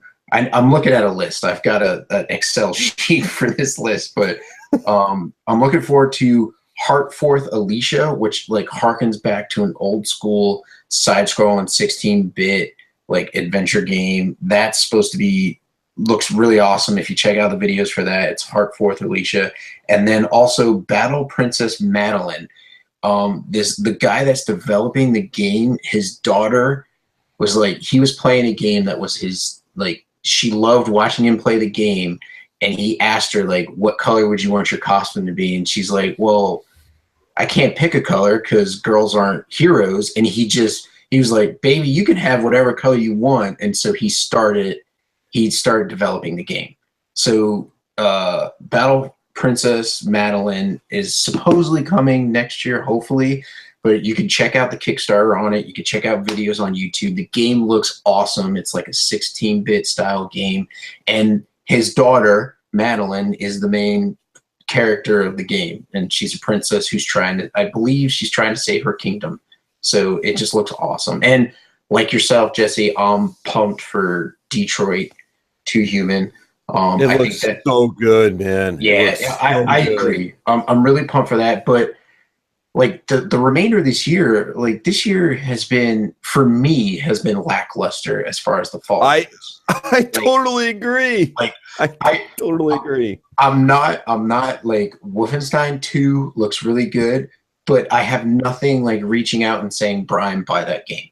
Okay. So like Wolfenstein 2, I'm kind of like, I'll wait for a sale. Mario, yes, it's making me move towards the Switch because now I can get Mario and I can get Zelda. But like, there's really nothing coming out this fall that I'm like, I must own that game. You know what I mean? So the 2 games that, you know? Yeah, I don't disagree. The 2 games that I want to play, but don't necessarily feel like a dying urge to buy immediately at full retail are South Park and Assassin's Creed. Yeah. So both of those games, I want to play them, and I will play them both. And I'll play Wolfenstein also. But all of them are games I'll buy after sales and like things like that. I don't have a game that is saying like buy me now. You have to play it immediately. Right. Detroit Become Human, that's a game that would be like a buy immediately Right. So with your history with Assassin's Creed, have you played all of them? Yes. Well, I've played all of them except for Rogue, which came out on last gen systems, and I didn't have a last gen system. Well, so probably because you already upgraded to current. I'm really surprised they didn't port that at some point. I'm shocked. Yeah. Like last year when they didn't have an Assassin's Creed game, they ported the Ezio collection instead of Rogue. Like they should have done Rogue as well. Yeah. See, I couldn't get into the Assassin series. I've even tried Black Flag, and I'd like to go back to it. And I own Black Flag is good. Yeah. Syndicate. I'm not saying it's bad. Syndicate is awesome. So I have Syndicate, and I like Assassin's Creed Origin. I'm just like, I'm like, it sounds great. I'm glad it's reviewing well. I'm glad people who are playing it are enjoying it, but I'm like, maybe I'll get it on sale. I don't know. The thing that frustrates me about Assassin's Creed is that Assassin's Creed success further eliminates Prince of Persia for us. Yeah, that's true. That's very true. But they could come out with that like so quick and just make they could do a Prince of Persia. Use the same engine. They could use the same engine and a Prince of Persia game. Oh my God! If they came out in E3 2018 and said they're developing a Prince of Persia game, I would. You know what? I mean, like, we don't need an Assassin's Creed game every year. Like if they did like flip flop.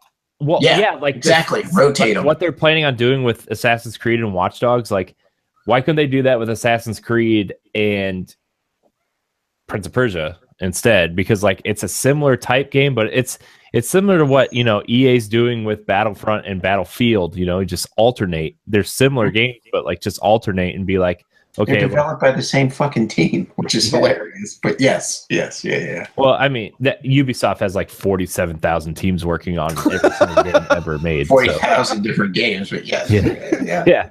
That's true. I mean, like, you know what I'm saying. I read it on Wikipedia. It's true.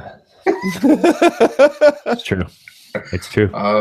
But I agree. If they came out with an Assassin's Creed game, and then the next year Prince of Persia, following year Assassin's Creed, just kind of went on that schedule, they would probably have my $60 every year. Yeah, definitely. Okay. I would much rather play a Prince of Persia game than another Watch Dogs game. Absolutely. Like, don't get me wrong. Although like, I heard the last one was pretty good. Like, Watch Dogs is okay, but like I've played a million like third-person cover action open world games like it, like GTA or Red Dead or like they're all there. They're all kind of doing the same similar things. And like Watch Dogs is cool because you get to do the hacking stuff, but like, I don't know. I couldn't get into it, and I know a lot of people in our communities love it and stuff, but like, just didn't grab me. So I never played 2. I haven't beat Watch Dogs 1 yet. I think part of the problem was I played Watch Dogs 1 on Wii U and it was really bad. Why would you do that to yourself? I got it for Christmas. I can't.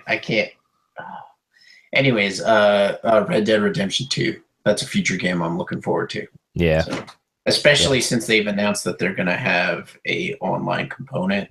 What about Far Cry 5? Are you any of you interested? I'm not excited about that. No. I mean, it looks cool, and I've tried to get into Far Cry. Yeah, I've tried to get into the Far Cry games, but I'm all right. The only thing that's awesome is the dog going to get guns for you. Yeah. You can like send like that's cool.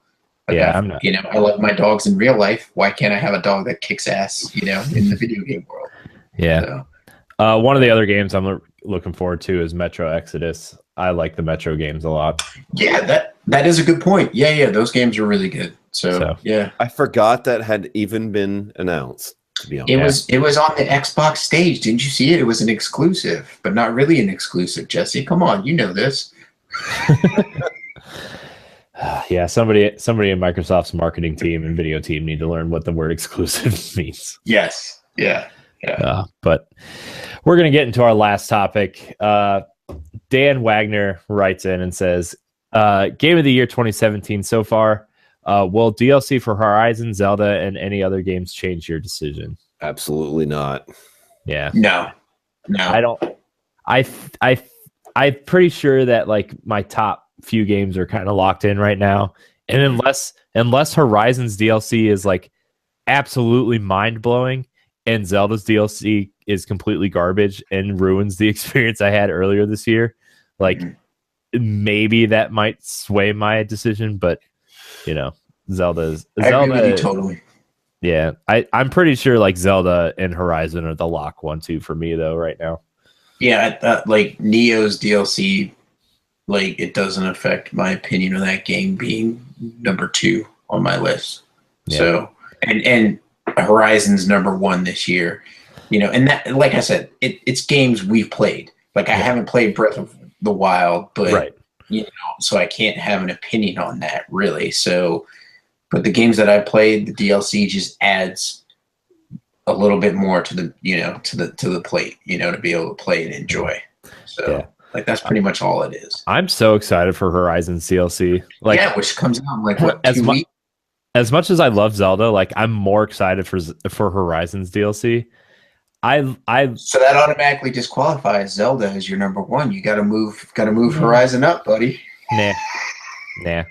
No, I do. I have issues with Horizon. Like I've said it before. Like I think it controls kind of tanky. Not bad. Wait. So you have issues with the controls? I love this guy. Yeah.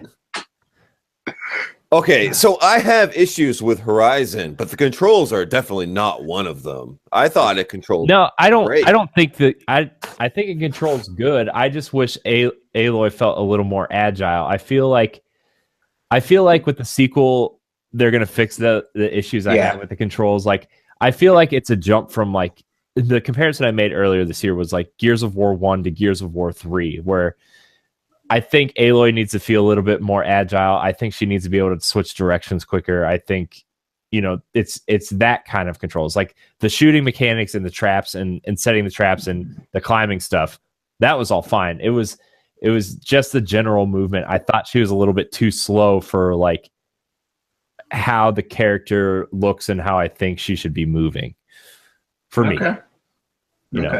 But like I said, it's not like the controls are bad. They're totally fine. I think Aloy needs to be quicker and more agile. I think, like you said, I never had any issue at any point. I never had an issue with the way Aloy whatever controls. Can't you just have a normal name? I don't care the way she controlled fine. My issue with Horizon was that I didn't give a crap about anything that was happening until like 2/3 of the way through the game. And then an event happens and suddenly I started caring about what was happening. My issue early on too was like they set up some really cool characters at the beginning and then like something happens to where I don't want to spoil it, but like some things happen to where these characters don't show up the rest of the game.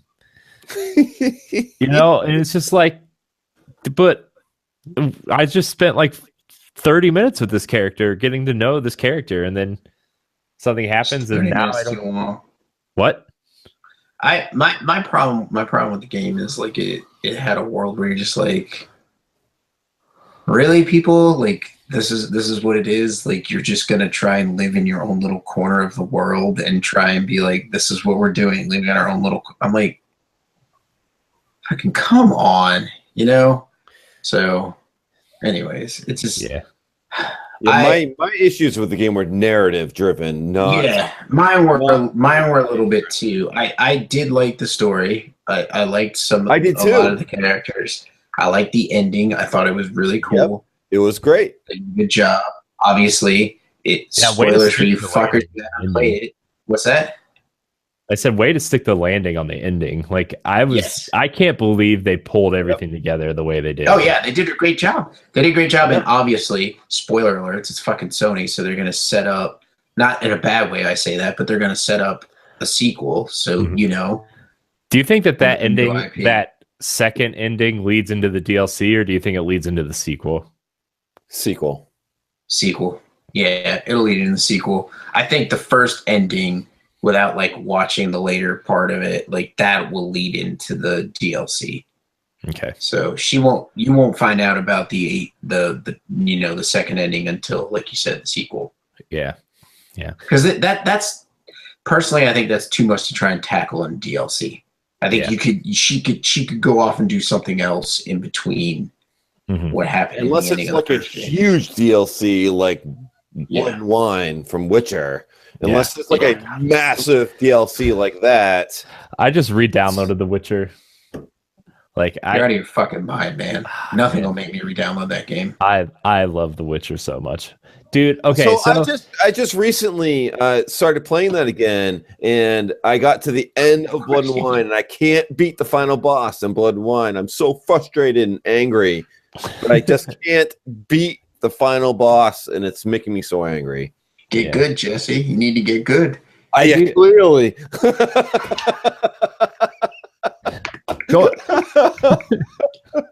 Yeah.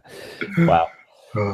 Going back to like Horizon's controls though, like I think the reason why I think Aloy felt so tanky and so not like so tanky, but felt slower than I wanted it to is because I had just come off of playing Zelda and Tomb Raider, which they feel like I think I want Aloy to control how Lara feels in Tomb Raider.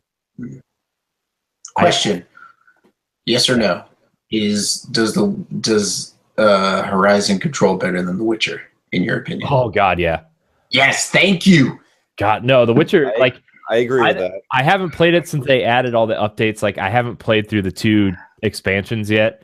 But like when I first played The Witcher, man, I was like, whoa. Geez. I'm on an island by myself of people who think that the controls for The Witcher are shit. Like they're fucking horrible. They are not the greatest controls. Yeah, they're not good. So I actually made a post in the Fathers of the Grind group recently saying that I thought the controls were subpar, and you probably got lit. Argued with me about it. It's like you got blown up, buddy. It's the controls are weak. That's the weak part of that game. The narrative is amazing. The controls are the characters are amazing. The controls are a joke. I think, in all honesty, and I think this is what it's going to take. It's going to take me not playing Bloodborne for a while to actually download that game and play that game. Like I will have to be like a year. I literally said that in that thread. It was like after playing Bloodborne, playing The Witcher is like you're my hero. I love you a hug.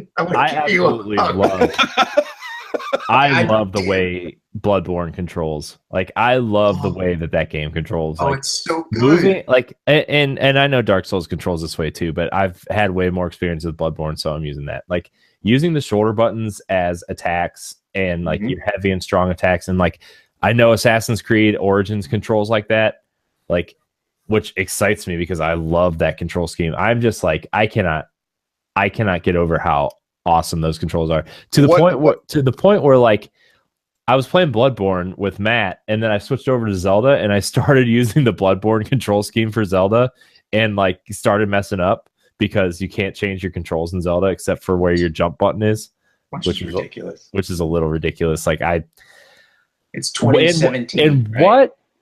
What crazy world is triangle or Y the jump button? Like. Well, Dying Light. It was a shoulder button, and it is a shoulder button. It's R1, isn't it? Yeah, it is. Yeah, it's R1. See, I didn't play Dying Light. Yeah. And my God, that game was awesome. Which, like, I keep hearing I should go back and play it, but like, I just haven't played it. And man, that game just got like what 20 pieces of free DLC recently. It's they're still releasing, aren't they? Yeah, it's like throughout this year and next year. So good. Jeez. Man, talk about a game. The single best zombie game ever made. A single player driven action game. Yeah. People still like 3 years after it comes out. Interesting. But it's co-op too. Well, yeah. Well, so is Bloodborne. Bloodborne is the sleeper hit co-op game. Secretly one of PlayStation's best co-op games. Yes, it is. Yes, it is.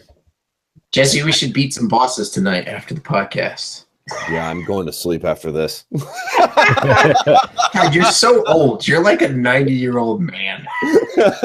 I mean, to be fair, I'm going to bed after this too, but I work in the morning. So. To be honest, yeah. Actually, I'm going to lay in bed and play Mario Odyssey for like 2 hours until I realize, oh, I really need to go to bed, and then I'll play for another half hour. Which is exactly what I did last night. That's usually how it goes, man. Yeah. Well, I think that's going to wrap up our topics for this week. Remember, you can email us your topics at ngrradiopodcast@gmail.com. You can listen to our family of shows, Brew Review, World 1-1, NGR Radio, Nintendo Power Block, Nerds Gone Platinum, and Arsenal X. Wow. Did I get everything? I think so. You did. You can follow us on Twitter at NGR Radio Podcast, and you can join our Facebook group. A lot of people in there. Good discussions. Listen to our friend shows, all that good stuff. We got a lot, whatever. Jesse, where can we find you? You can find me at Lucky Beer Camper on Instagram. It's all beer. So if you have an interest in that, absolutely follow me. You'll see lots of incredible beer. Yeah. Nice. Moose, where can we find you? You can find me at Sven on SVHENN on PSN Network. Also Instagram, Twitter. You could also tweet us, the Nerds Gone Platinum, the NG_Platinum on Twitter, and email us questions, comments, concerns at nerdsgoneplatinum@gmail.com. So, nice. Corey, where we can find you? You can find me at CoreyandHD on Instagram and Twitch, CoreyandUHD on Twitter. You can also find everything we do on ngrradio.com. Yeah. And on our YouTube page. Like, subscribe, and share. If you're listening to us on a podcast service, rate us, comment, helps with discoverability, all that good stuff. And until next week, we love you. Banana and out. It's not the same. I'm telling you. Banana and out. Yeah. We got to do it for him, man. Come on. We got to carry the torch. There's a whole bushel of bad bananas, Matt. We need you back. Hurry up.